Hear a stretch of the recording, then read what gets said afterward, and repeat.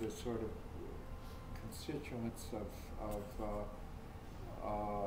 of radical gallery-based sculpture and circulated architectural forms. In other words, this whole thing is coming into a conversation now that is making, that is changing things essentially.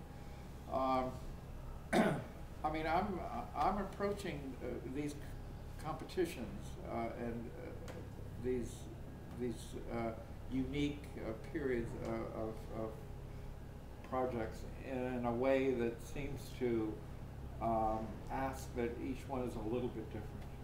So, answering your question, so in a way, maybe I'm functioning a little bit more like the way we suppose architects function when they're asked to look at a certain site. You know, fine art, you don't have to do this. You just go to your studio and you can do anything you want.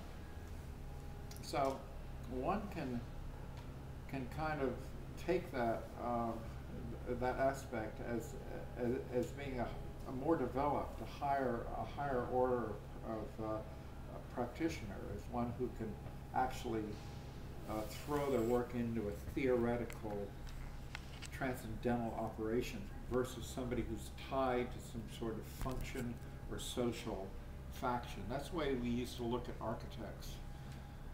As sculptors, or as somebody operating in so-called fine art, we used to look at architects as having unnecessary weights on their shoulders, which diminished their possibilities of finding more exalted and higher form.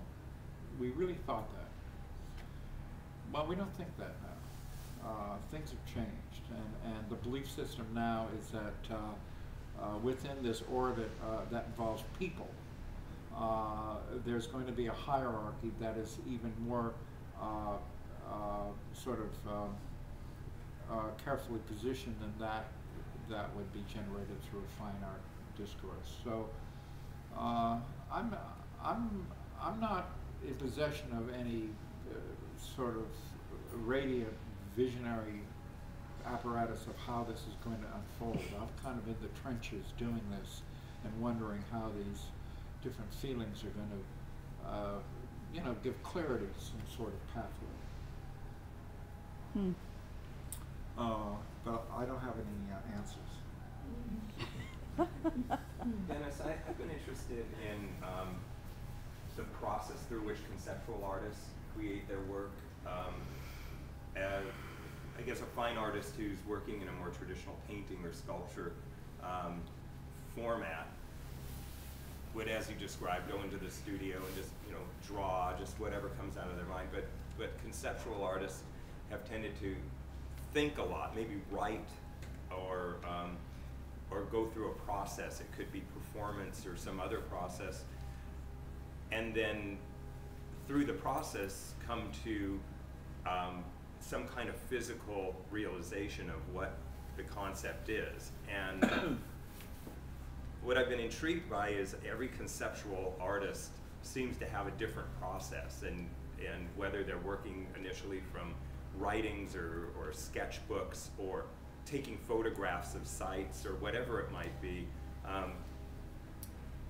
the end result always seems to be, well, a conceptual artist will make things out of materials or have an aesthetic approach that differs from project to project, which strikes me that your work is kind of like that, in that aesthetically it might seem like you're jumping around, but I have the sense that your process might be more consistent, or that there's a way that you think and work, and then eventually it gets to this final form. Could you talk about your process? Well, yeah, I think that there might be some sort of lineage in some of the work I've shown you, the way I've talked about it, and the way the site is highly considered, and you want to try to get some of the ambiance of the site and some of the factual aspects of the site into the work, but you don't want the work to be overly illustrational. subservient to the site. You know, a lot of public art is kind of it's sort of lip service for the historical aspect of the site, and a lot of that can be bad. Hmm. A lot of public art has been bad. It's been uninspired. One of the criticisms is that it doesn't allow a high enough art coefficient into the work. It's quite often pulling its punches. It labors too much on practical aspects of how the work is going to exist in the site, how permanent it's going to be. Meanwhile, gallery art, you know, people can go into their studios and do anything they want. They can put a shark in formaldehyde, they can do anything. So how are we going to compete with that? Well, the competition with that comes when that kind of art is seen as problematic. It's when that kind of often sort of highly ego-driven sort of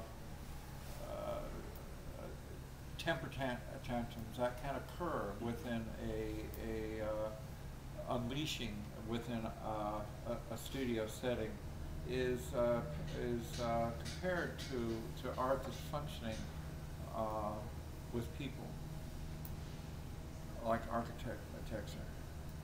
And